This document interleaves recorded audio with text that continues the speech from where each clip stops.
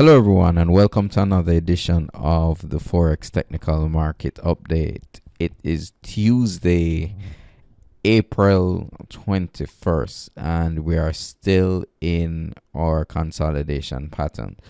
As you can see, this is the chart of the US dollar index. Yesterday, the market tested the lower triangle here and bounced slightly. It closed over this doji pattern or this doji candle and close above, which is very promising for the bulls, but so far we haven't seen that much follow through with the market. That's generally on the US dollar index. Now let's take a look at what happened in the euro. The euro didn't quite hit the trend line as the dollar index. This is the trend line here. The market didn't actually hit the trend line but declined slightly, and the market did not close below this candle here. The close on this candle was 107.38 and the low was 107.34. So even though it's a couple of pips, it didn't close below this candlestick pattern here. So a true sell signal was not issued for those of you who like to do Japanese candlestick charting patterns. For example, look at this bounce off of the trend line. We had a spinning top here. The market clearly closed below the spinning top, and we had some follow through selling. So maybe the automated systems didn't kick in because the market did not close below the candle. Okay, so we're still in a consolidation here with the euro, and what happened this morning was that the market traded down to the daily S1 pivot point, found support, and is currently rallying up to the maybe to the daily pivot point. So again, we're still in a consolidation pattern. And let me just speak about consolidations. Consolidations can be very frustrating at times, and it brings out in traders, especially swing traders and position traders. It allows you, or it causes you to become very impatient, and when you get impatient with your trading, you may do something silly. Remember, during a consolidation, you just stick to whatever trading plan you have, and eventually the market will sort itself out and break either way. If you are short the market in this consolidation here and the market breaks it upside, you take the small loss and you will look for another trade. If the market breaks down, you are in the money, and you will make a profit off of the decline that will happen. I mean, it's really that simple. So remember, do not get too emotional and become impatient, because when traders become impatient, they tend to do things that are not that smart, and they may violate their system. Remember, don't let the market get the better of your emotions, because that's what the market tries to do. It tries to get the better of you emotionally. You have to be in control. Okay, so moving on to the British pound, we see some strength here in the pound. I have on the chart, the 4-hour chart, we see the market came down to the daily S1 in the pound and bounced off of the daily S1 pivot point. So nothing much really happening here in the pound. As I said yesterday, let me just remove these Fibonacci. The weekly chart. Remove these Fibonacci retracements.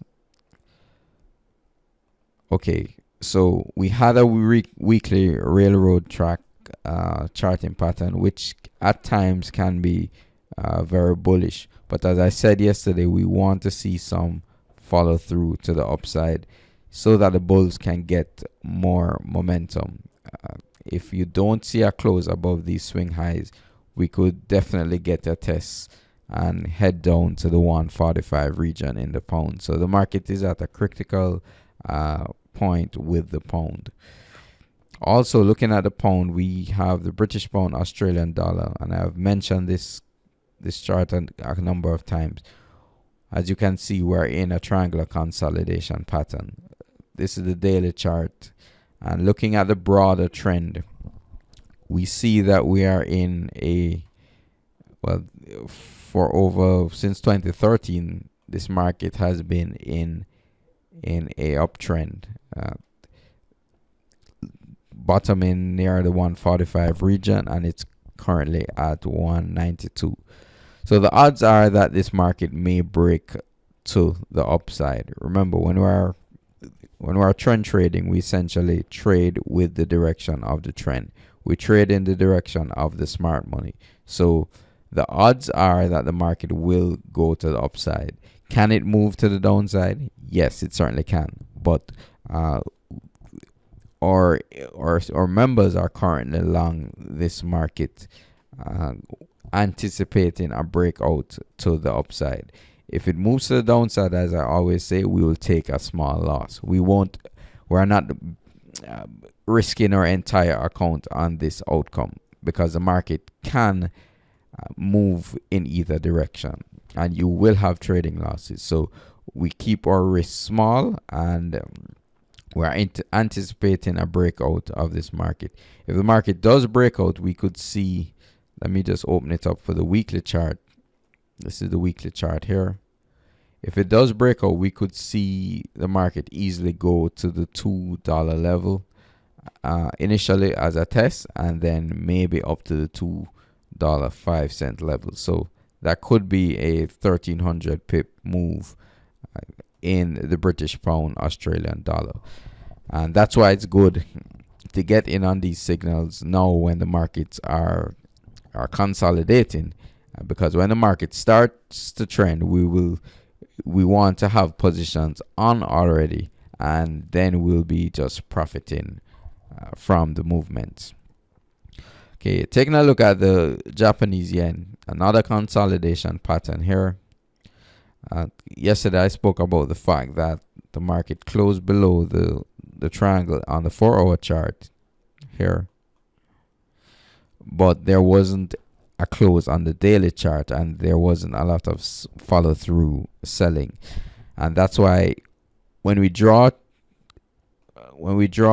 triangles on the daily chart, it is good to look for a close below the triangle on the daily chart, and not necessarily on the 4-hour chart. That will not eliminate false breaks, but it will certainly reduce them. Okay. Another market of interest is the New Zealand dollar, Canadian dollar. We see that this market is in an uptrend. Higher highs, higher lows here.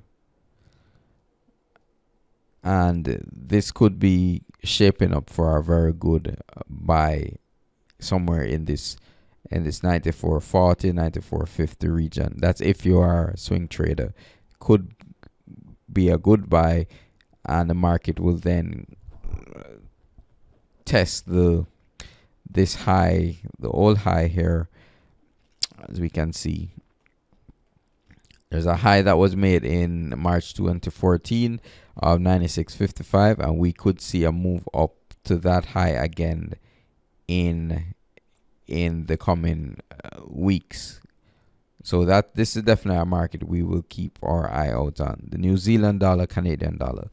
And remember, when one market is consolidating, you may have other markets that are moving and are trending very well, and you can make some good profits on those markets. Let me just say a quick word about news. I receive a lot of questions about the effect news have on the markets. Okay, well, how I trade, I'm a swing trader and a position trader. And what you find is that the news items, while they may have a short-term impact and swing the market a couple of pips here or there, they don't have I don't find they have a very big impact on the larger trend. So that's why you don't hear me speak a lot about news items. I know a lot of other folks will start out the analysis with the CPI this morning came out and the dollar rallied. I am not really interested in speaking about too much news items. What we do here is that we just follow the trends. If the trend is down, then we are looking to sell the market. If the trend is up, we are looking then to buy the market. And we believe that the news is already factored into these large trends, and we make our money by capturing large movements and risking small amounts. Okay, and if you want these signals in your account, and because there are a lot of folks who just may not have the time to trade for themselves, but why, just because you don't have the time to trade for yourself, why not benefit from the markets in the meantime? So we can have these signals sent directly to your trading account.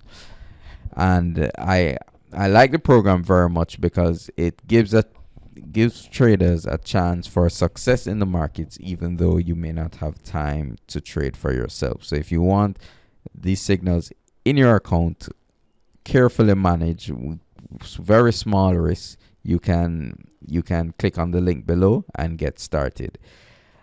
Thank you very much for listening to the technical market update, and we will be here tomorrow again. Thank you.